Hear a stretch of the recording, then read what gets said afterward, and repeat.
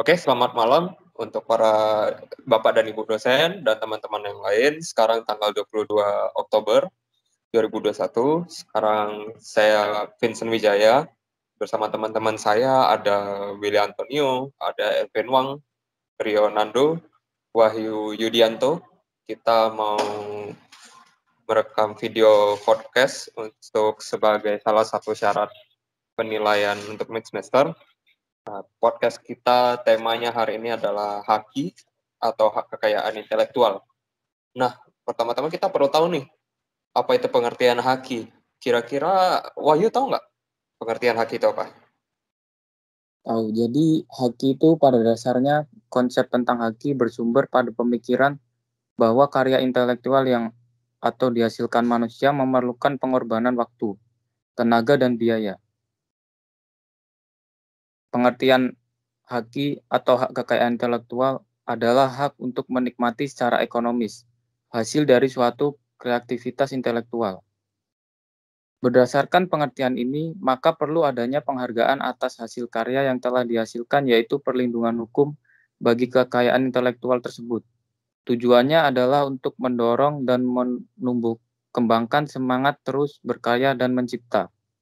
Objek perlindungan hukum yang diatur dalam haki adalah karya-karya yang timbul atau lahir karena kemampuan intelektual manusia. Jadi kalau menurut Elvin, apa aja macam-macam haki ini? Nah, macam-macam hak ini secara garis besar dibagi oleh dua bagian. Yang pertama tuh yang kita kenal sebagai copyright, yaitu hak cipta. Hak cipta ini adalah hak eksklusif pencipta yang timbul secara otomatis berdasarkan prinsip deklaratif setelah suatu ciptaan diwujudkan dalam bentuk nyata tanpa mengurangi pembatasan sesuai dengan ketentuan peraturan undang-undangan. Yang kedua adalah hak kekayaan industri. Di hak kekayaan industri ini mencakup yang pertama hak paten, yang kedua hak desain industri, yang ketiga hak merek, keempat penanggulangan praktik persaingan curang, kelima desain tata letak sirkuit terpadu, dan keenam adalah rahasia dagang. Nah, setelah itu kita juga perlu tahu nih fungsi dan pentingnya haki. Saudara Yonando bisa jelasin fungsi dan pentingnya haki? Oke. Pertanyaannya yang sering didengar, mengapa kita perlu mendaftarkan karya kita ke haki? Tentu ada banyak keuntungan ketika Anda dapat memanfaatkan karya Anda. Di antaranya sebagai berikut. Yang pertama, sebagai perlindungan hukum terhadap pencipta dan karya ciptanya. Jika Anda mendaftar suatu karya ke haki, maka secara otomatis Anda dan karya tersebut akan mendapat perlindungan hukum. Anda sebagai pemilik karya tentunya lebih leluasa dalam memanfaatkan nilai ekonomis dari karya cipta tadi tanpa takut menyalahi hukum. Kedua, sebagai bentuk antisipasi pelanggaran haki. Pendaftaran hak cipta ke haki juga membuat Anda memiliki landasan yang kuat untuk melawan orang-orang yang menggunakan karya Anda secara ilegal. Dengan begini, maka pihak lain bisa lebih berhati-hati untuk tidak mencomot karya orang lain. Yang ketiga, meningkatkan kompetisi dan memperluas pasar. Tidak setiap orang mampu mengeluarkan kreativitasnya untuk menghasilkan karya. Dengan haki, maka masyarakat akan termotivasi untuk berkarya dan berinovasi sehingga kompetisi semakin meningkat. Hal ini secara tidak langsung akan membuat perusahaan saling berlomba untuk menghasilkan karya terbaik. Yang keempat, memiliki hak monopoli. Anda harus ingat, sistem pendaftaran hak kekayaan intelektual ini hanya diberikan kepada pihak pertama yang mendaftar ke Direktorat Jenderal Haki. Jadi, selagi produk Anda masih baru dan memiliki potensi yang bagus, maka harus segera didaftarkan. Pendaftaran sejak awal ini juga bisa membuat Anda memiliki hak monopoli untuk melarang pihak lain menggunakan haki Anda tanpa izin. Kemudian, pasal berapa aja yang mengatur mengenai haki, kemudian akan dijelasin oleh Willy Antonio.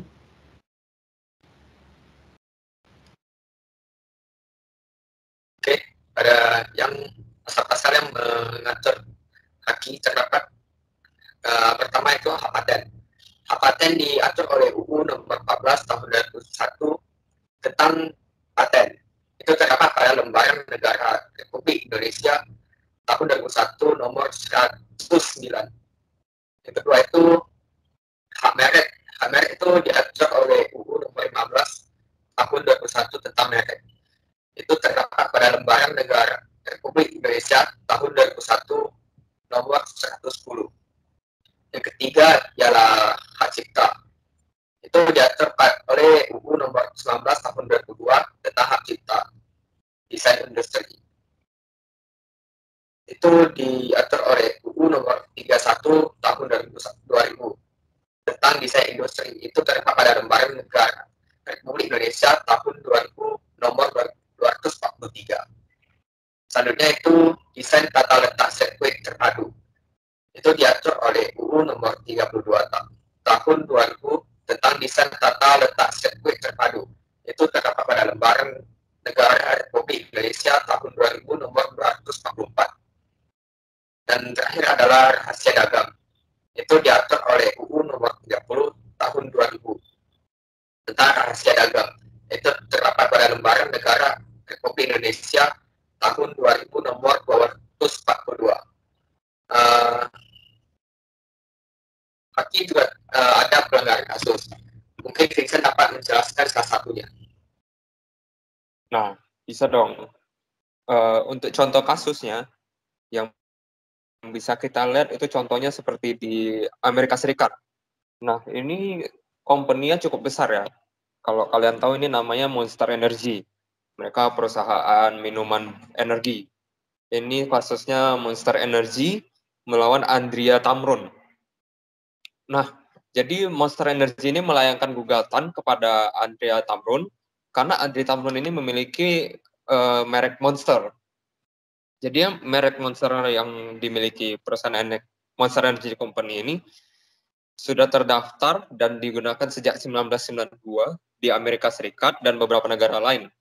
Perusahaan tersebut juga menyatakan keberatan terhadap merek Monster oleh yang dimiliki Andrea ini karena dia juga sudah terdaftar di Kementerian Hukum dan Hak Asasi Manusia Dirjen Hak Kekayaan Intelektual. Nah, hasilnya Mahkamah Agung memutuskan menerima eksepsi tergugat. Dalam hal ini Andrea Tamron yang menyebut gugatan itu bersifat prematur dan kabur karena tidak memiliki kepentingan. Nah, otomatis dengan begitu gugatan perusahaan Amerika Serikat itu tidak dapat diterima. Nah, sekian dari kami kelompok 7 untuk podcast Haki. Terima kasih kepada dosen yang menonton, juga dan teman-teman lain. Terima kasih.